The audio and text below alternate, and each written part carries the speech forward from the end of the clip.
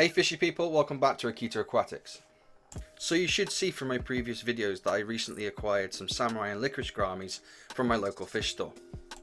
As you know, I'm a total sucker for gouramis. I've kept so many different species over the years. But samurai and licorice gouramis have been two on the list that have been really difficult to obtain. However, my previous two Blackwater Aquascapes were on the smaller side, meaning that when my local fish store actually got more of these in, I just had to have them, which meant I needed a bigger tank. Which brings me on to the Ciano 80. Now, with this being a Tartarium, the glass is on the thin side at 6mm. However, I've seen plenty of aquascape builds using this tank.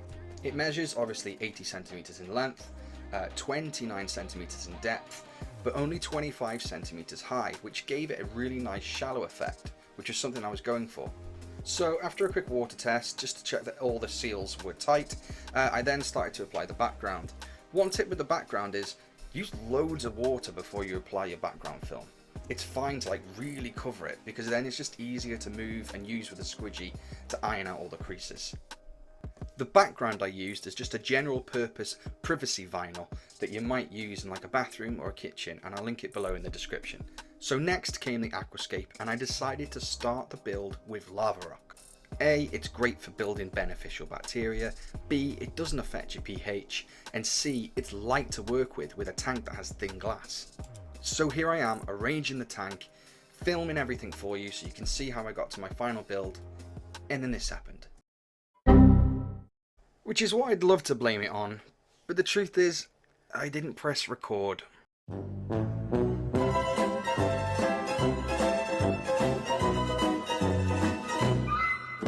So instead we need to skip to here, which is where I ended up with the final build. So to talk you through the build, here's what happened.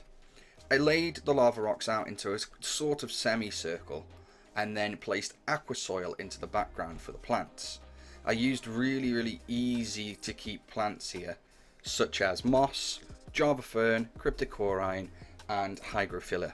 Sadly, before filming, I was waiting on some Anubias Nana Petite and also a range of different Bucephalandras, but they didn't turn up in time for filming. I went with these plants simply because I wanted them to be able to adapt and survive within a low pH environment, which is one of the major traits of Blackwater aquariums. So for my substrate, I went with fluval stratum because that does seem to help lower and buffer down the pH of the tank. In terms of hardware, I have two 50-watt heaters placed at either end of the aquarium, and then in the middle placement I've got two double sponge filters with small canisters on the bottom, and finally in went some speckled sand to fill out the other area. 24 hours later and the tank is filled and up to temperature. I used pre-buffered RO water and the sponges from the previous setups to ensure healthy bacteria. Now I know some people might think, oh my god, you added the fish too soon. But there's a really interesting contradiction between Blackwater aquariums and the nitrogen cycle, which I'll share with you in a future video. Now that the water is buffered and up to temperature, it's a case of now maintaining those water parameters. Next came the fun part of Blackwater aquariums, which is adding the botanicals. So I went over to Bonsai Shrimp on eBay and I bought this pod box, which is usually for shrimp, but it was full of great goodies that would A, help me lower my pH, B, give the fish something to hide in, and C, create some really nice beneficial bacteria. So directly in the middle I've got one of those large boat pods. There's a large seed pod, I think 3 disc pods, a cocoa pod, a clam pod that sort of curls up when it's soaked, 1 cup pod, and then 5 of those small nut pods. Then we simply grab a kitchen jug, throw your hot water in and your botanicals and let them soak for a good hour or so, just to let them boil over and kill off any sort of bad bacteria. To be fair, these all looked in great condition and really didn't seem like they needed soaking, but I went through the process just in case. Also, if you want a quick cheap hack, get yourself some rooibos tea and also one of these Tantora tea bags.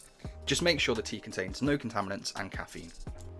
Boil with a couple of drops of dechlorinator to make the water safe, and you should end up with a really nice black water colour that you can add to your aquarium.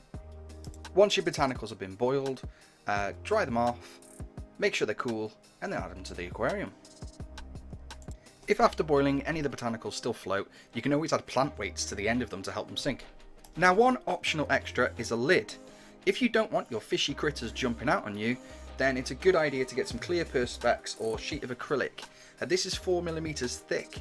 If you're having trouble and worrying about cracking the acrylic, use a bit of WD-40 before drilling straight through. Then finally, I dremeled a little cutout for where I'd be feeding.